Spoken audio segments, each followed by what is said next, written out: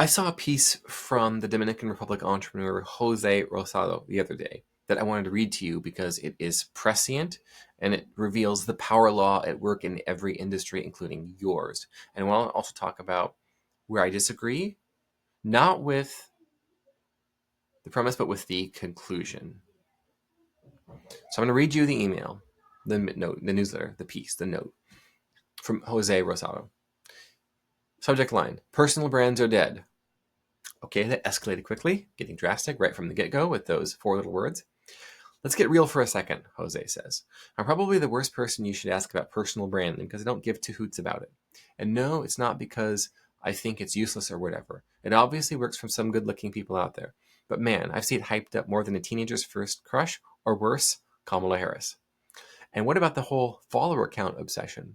It's giving me PTSD. I used to obsess with it too. Today, don't care about it anymore. Now, at this point, I have no qualms. I have only yeses, confirmations, and amens for Jose. All I see are personal brands with their gazillion followers who are dirt poor. Yes, that is correct. Yes, that's correct. This isn't just my opinion. It's backed by facts. According to a report I read recently, 72% of creators made less than $500 in 2023. That's the year. 3/4 of course creators, freelancers, information entrepreneurs, influencers, personal brands, less than $500. 17% made between $500 and $5,000. 5% between $5,000 and $10,000. I'm going to pause there.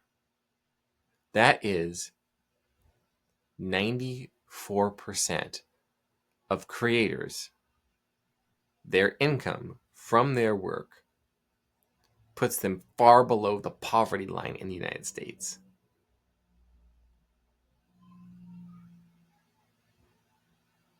%4 earn between $10,000 and $50,000. Okay, some of them are going to get above the poverty line there. 2% of creators made over $50,000 US last year. That's not even a middle class income in the United States. Now, I would gather that 0.02% made more than $200,000 in 2023. Let's just pick that as an example. Jose continues. I didn't need a report to learn that, yet here we are. Now, don't get me wrong. Personal branding can be a decent marketing gig if it floats your boat. But I steer clear of it because I'd rather watch paint dry than curate a personal, or rather a social media presence. I don't want to hear people's opinions on the current thing or see them forcing relatability with sad stories or the fake struggles. If I follow them, I want to learn something specific from them. That's it. If I see them dancing, I'm out. I'm all about that funnel life. Personal branding, not my circus, not my monkeys. The older I get, Jose says, the more I want my marketing in easy mode. Not showing my life, not showing my beliefs about everything, not showing you my deepest insecurities. In all my years of helping both small creators and big shot biz owners make $1 million US a year, I've never seen a personal brand account outperform an account with focused content and a solid funnel. Fantastic. Now, where I think I disagree with Jose is what he means by personal branding versus what I mean by personal branding. So we're squabbling over words. We're word thinking, as Scott Adams likes to say. From Jose's perspective, a personal brand is a brand that is a person. Hi, here's my life, and here's my family, and it's a mommy blog about my kids and supplements. Or, hey, I tweet a lot about politics and stuff and my political opinions and whatnot. And here's glimpses into my life. Yeah, nobody's buying that. It's going to be really hard. Probably one of the reasons why those personal brand creators make less money than that is because their primary income is like an affiliate link they'll drop from time to time to go buy mugs from Steven Crowder. Okay. Not kidding, guys. Not kidding. What I think of as a personal brand is what I mentioned a couple of days ago, which is this immunity to AI. One of the only ways you'll be immune to AI is making it clear that you are a person. And people who are searching for, let's say, a copywriter, they're not looking for a copywriter. They're looking for you to copyright for them, you personally. because of your personal brand as a copywriter. You personalize copywriting as a brand of yours to your life, your method, your processes, your unique talents and abilities. That's where I'm at, by the way. I am a ghostwriting personal brand, meaning I publish and I talk a lot about my personality as a ghostwriter and the work that I do. I have a ghostwriting brand that I've personalized so that when someone comes to me, they don't say, I want a ghostwriter. They say, I want a Joshua Lisec to do my book. That's the key. That's the key here. Okay? That's where I disagree with what we mean by a personal brand. Jose continues. Let me tell you a little story to make a point. I have a student. His name's Gian Piero Torino. This dude landed 2 clients with 140 Instagram followers. How? He posted relevant content and talked about his offers. Before, my buddy Gian Piero tried the whole personal branding shebang. His results? 11,000 followers and a handful of nothing. No sales. So he started a new account and got the clients. Why did this work?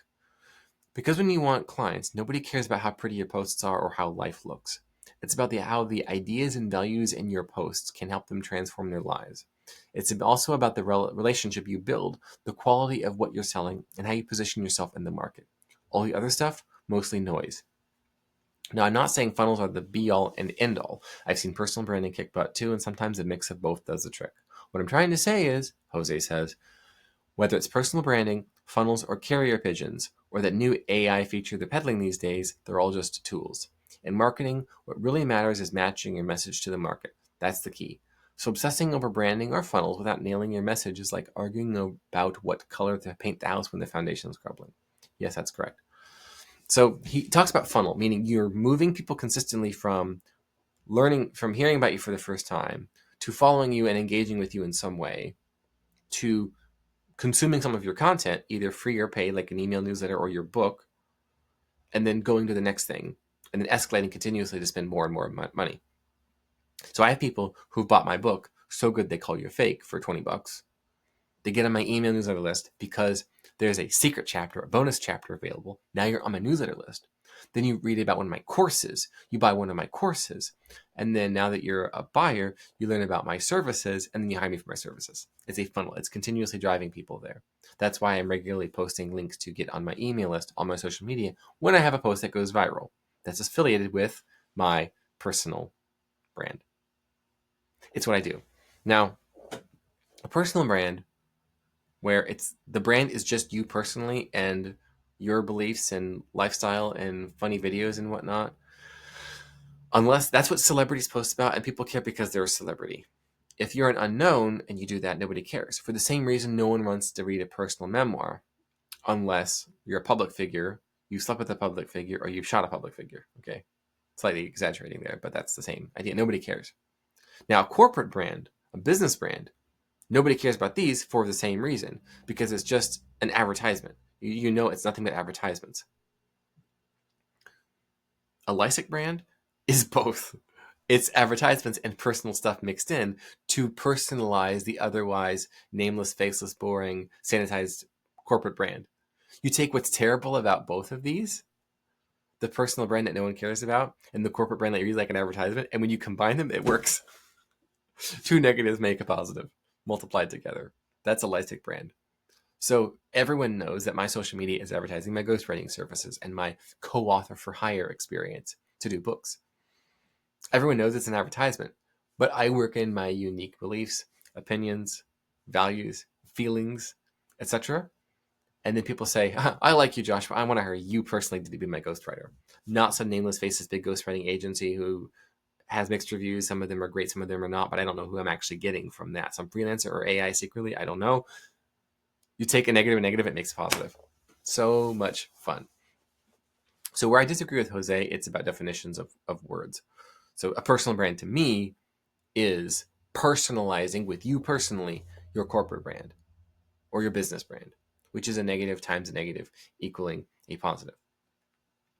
So what I see people who are trying to make money as a creator, probably the 94% who are broke, or below poverty line if they're trying to make ends meet from just that, and that's rough, especially in a Biden-Harris economy. Geez. What I recommend they do is advertise more. If you're a personal brand just trying to post stuff, no, make a funnel, escalate, ladder, send people to the next thing. Match your message to the market. Okay, well, what does your market want to buy? In my case, I want to ghostwrite for right-wing people and business leaders and entrepreneurs, or at least those who are public figures in business or in politics who have right-wing views that match mine because I want to be aligned, or at least they're neutral to it. Maybe they have a little bit of both. Maybe they're more libertarian, but they're not socialist, right? They're not commies. They're not affluent white female liberals or awfuls, as I like to say. They see me, they say, I like the way this guy thinks. Oh, he's a ghostwriter. Oh, that's cool. So the con of nobody cares because you're just a person shouting into the void, you're just a business no one cares as an advertisement, you do those two things at the same time, it works. So if you're one or the other and you're not doing the other, you're doing your audience a disservice. You see many brands go viral when they personalize it and they share their political views. You see it, interestingly enough. Now, they have to match the message to the market. If your market is traditionally working class Republicans or populists or people with traditional values, don't pull a Bud Light 2023. Don't do that.